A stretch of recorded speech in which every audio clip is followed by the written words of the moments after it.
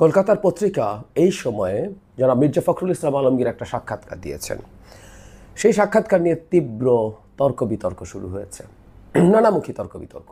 কারণ সেখানে জামায়াতে ইসলামী এবং এনসিপি নিয়ে এমন কিছু মন্তব্য আছে, বা আওয়ামী লীগ নিষিদ্ধকরণ নিয়ে আলাপ, ভারতের সাথে সম্পর্ক, নানামুখী তর্ক বিতর্ক চলছে। এখন এই প্রেক্ষাপটে এই সাক্ষাৎকারটা নিয়ে কথা বলা কঠিন, এই কারণে আসলে আমি দীর্ঘ সময় অপেক্ষা করেছি কি বলবো সেটা ভেবে, কারণ নানা রকম প্রতিক্রিয়া আসছিল। বিএনপির পক্ষ থেকে বলা হয়েছে, প্রথম যেটা তাদের মিডিয়া সেলতে তার হয়ে একটা বক্তব্য দেওয়া হয়েছিল, সেখানে বলা হয়েছে এটা বিকৃতভাবে ছাপানো হয়েছে, এটা তিনি যেভাবে বলেছেন সেভাবে আসেনি পত্রিকায়। এটা একটা দিক গেল। তার চাইতে জরুরি কথা, তিনি নিজে সরাসরি অন্তত দুটো জায়গায় কথা বলেছেন। আমি ওই দুটো জায়গায় কি বলেছেন সেগুলো দেখি, এবং এর বাইরেও ওগুলোকে আমরা বাদ রেখেও যদি আলোচনা করি, অতি গুরুত্বপূর্ণ কিছু ইস্যু আছে। ডক্টর ইউনূস ইভেন ক্ষমতা ধরে রাখবেন কি রাখবেন না, এই ধরনের আলাপ আছে। আর ভারতের প্রশ্নে তিনি যা বলেছেন সেটা আসলেই কি খুব খারাপ কথা বলেছেন কিনা, সেই কথাগুলো আমরা একটু আলোচনা করতে চাই।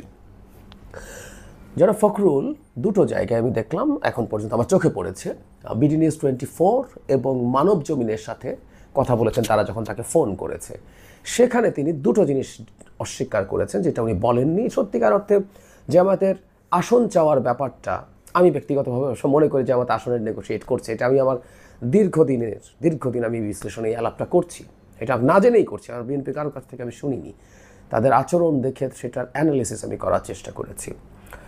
কিন্তু জনাব ফখরুলের মতো মানুষ এটা স্পেসিফিক এরকম একটা সংখ্যা দিয়ে 30, এবং সেটা তারা অনেক কম বলাতে জামাত রাজি হয় নাই, তাই তারা এখন যাবতীয় ধানাই পানাই করছে। ইনফ্যাক্ট ধানাই পানাই জামাত এই কারণে করছে, এটা আমি সত্যিই মনে করি।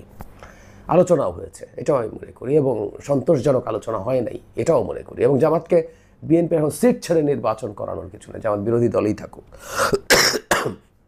বাংলাদেশের ভবিষ্যৎ রাজনীতির ল্যান্ডস্কেপ আস্তে আস্তে তৈরি হোক। সো এটা নিয়ে আমরা কথা বলবো না। এনসিপি সম্পর্কে বলা হচ্ছে তিনি এনসিপিকে দলই মনে করেন না, তাদের কোনো শক্তিই নেই, বা ডাকে মাঠে লোক আসে না। আবারও বলছে এই ধরনের বক্তব্য মির্জা ফখরুল সাহেব দেবেন মনে হয় না, কোনোভাবেই মনে হয় না। আরেকটা জিনিস তিনি ডিনাউন্স করেছেন, সেটা হচ্ছে আওয়ামী লীগ জাতীয় পার্টি 14 দল সবাই নির্বাচনে আসুক। তিনি বলছেন যে কোনোভাবে আমরা নির্বাচন নিষিদ্ধ করার পক্ষে না, মানে দলকে আওয়ামী লীগ এগুলো করেছিল আমরা করব না। পরে মানব জমিনকে তিনি বলেছেন যে আওয়ামী লীগের ব্যাপারে সিদ্ধান্ত তারা আগেই জানিয়েছেন, আমি এটাও ঠিক মনে করি। সুতরাং উনি আওয়ামী লীগও নির্বাচনে আসুক এটা বলার মতো ইমপ্র্যাকটিক্যাল ওনার হওয়ার কোনো কারণ নেই। তবে জাতীয় পার্টির ব্যাপারে তারা সাম্প্রতিক সময়ে ভোটাদাকে খোলাখুলি বলে দিয়েছে যে কোনো দল নিষিদ্ধের পক্ষে তারা না, অন্তত পক্ষে এক্সিকিউটিভ অর্ডারে তো নাই, সেটা বিচারিকভাবে হতে পারে। আর আমি ব্যক্তিগতভাবে মনে করি জাতীয় পার্টি একটা রাজনৈতিক ইস্যু, আসলে এখানে কোনো এথিক্স আওয়ামী লীগের দোসর কোলাবোরেটর এসব কিচ্ছু না, এটা একটা পলিটিক্স। এবং এই পলিটিক্সে আওয়ামী লীগের জামায়াতের পক্ষে, এনসিপির পক্ষে জাতীয় পার্টি মাঠে না থাকলে তাদের জন্য বিরাট সুবিধা, বা জাতীয় পার্টিকে এখান থেকে সরিয়ে দেওয়া গেলে বিএনপির বড় অসুবিধা তৈরি হবে। কেন হবে বহুবার বলেছি, ওদিকে আর যাচ্ছি না।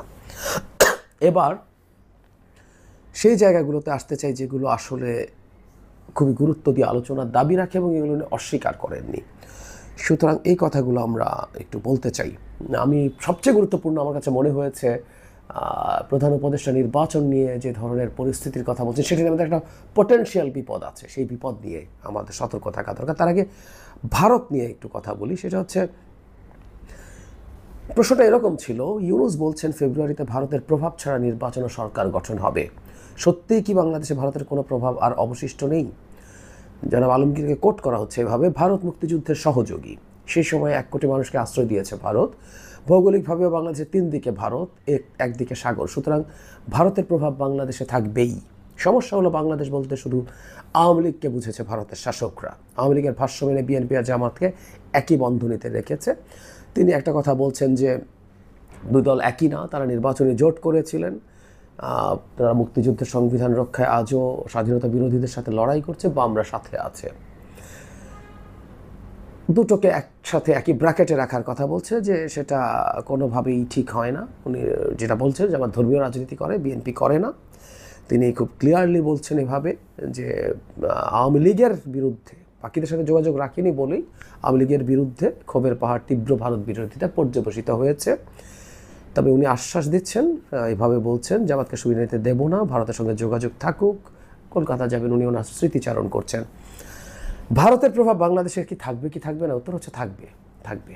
এখন আমরা যদি খুব প্র্যাগম্যাটিক হই, আমরা কি চাই আসলে ভারতের সাথে? বহুদিন বলছি ভারতের সাথে আমরা একটা প্রায় সমমর্যাদা ভিত্তিক, প্রায় শব্দটা ব্যবহার করছি, সমমর্যাদা ভিত্তিক একটা সম্পর্ক। শেখ হাসিনার মতো প্রভু এবং দাসসুলভ কোনো সম্পর্ক হবে না, ওর 10%ও হবে না। কিন্তু আমরা একটা জিনিস মনে করি, ভারত একটা উদীয়মান দেশ, পরাশক্তি, বড় দেশ, বড় অর্থনীতি, এবং যেটা মির্জা সাহেব উল্লেখ করেছেন, আমাদের 3 দিকে ভারত বেষ্টন করে রেখে আছে, এমন সামান্য একটু ল্যান্ড বর্ডার আছে মিয়ানমারের সাথে। সো এরকম একটা জায়গায় ভারতের আসলে প্রভাব বাংলাদেশের উপরে কম বেশি থাকবে, এটা সমস্যার কিছু আমি দেখিও না। ব্যাপারটা হচ্ছে সেই প্রভাবটাকে সাথে আমরা কীভাবে ডিল করি, আমরা কীভাবে নেগোশিয়েট করি, এর মাঝে থেকে আমরা আসলে কীভাবে আমাদের স্বার্থ রক্ষা করি। একটা কথা মনে রাখতে হবে, এরকম একটা বড় দেশের সাথে যখন আমাদের মতো একটা দেশ ইন্টারাক্ট করতে যায়, তখন কিছু ক্ষেত্রে কিছু ছাড়, আমাদের কিছু ছাড়, এবং সেটা এরকম না যে আমাদের বিরাট ক্ষতি হয়ে গেছে, দিতে হতেও পারে, এইটুকু পর্যন্ত আমরা প্র্যাগম্যাটিকলি মেনে নিতে পারি।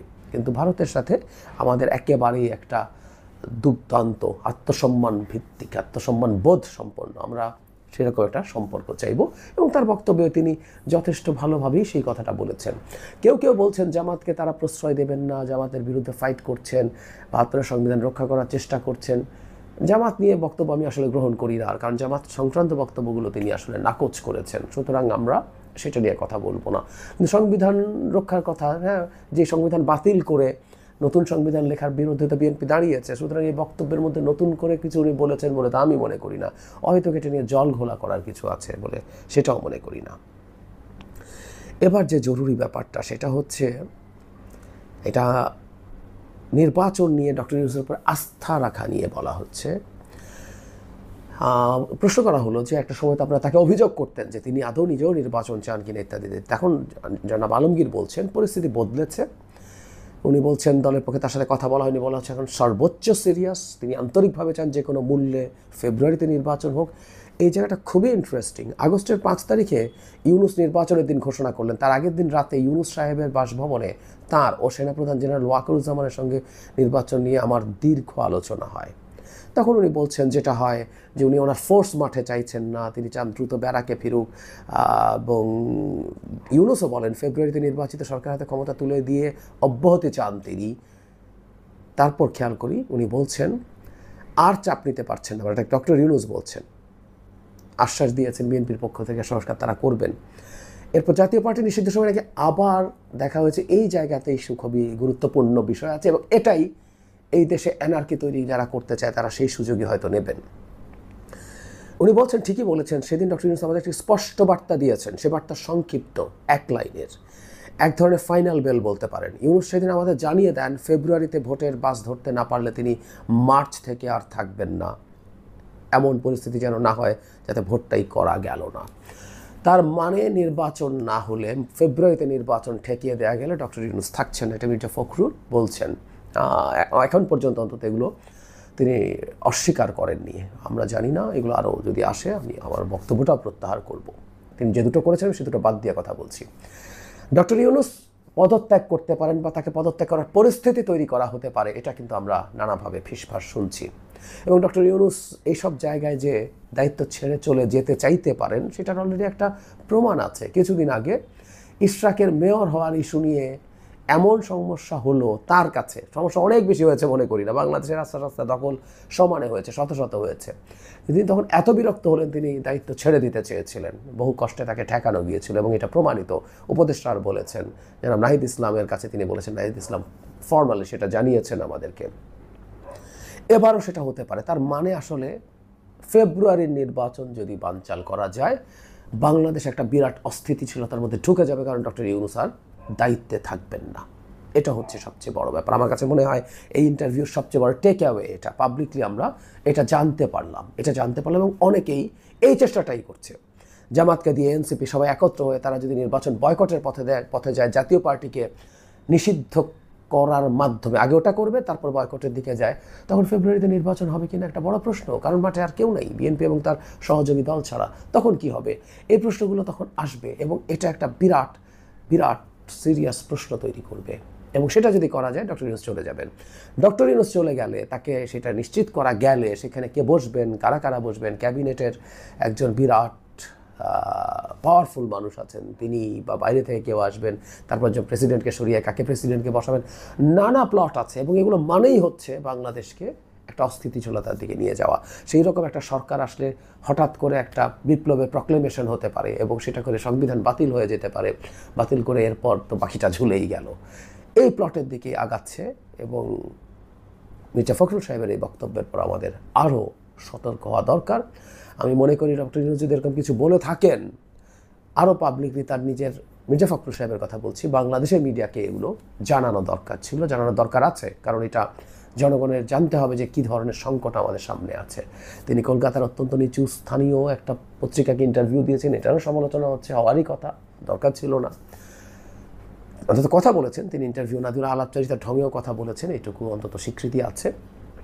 আর যদি তারা সত্যিকার অর্থেই সাক্ষাৎকারের ফর্মে না নিয়ে বা অফ রেকর্ড কথাবার্তা পাবলিশ করে দেন বা একেবারে বানিয়ে লেখেন, এগুলোর বিরুদ্ধেও ব্যবস্থা নেওয়া উচিত, কমপ্লেন করা উচিত বলে আমরা মনে করি।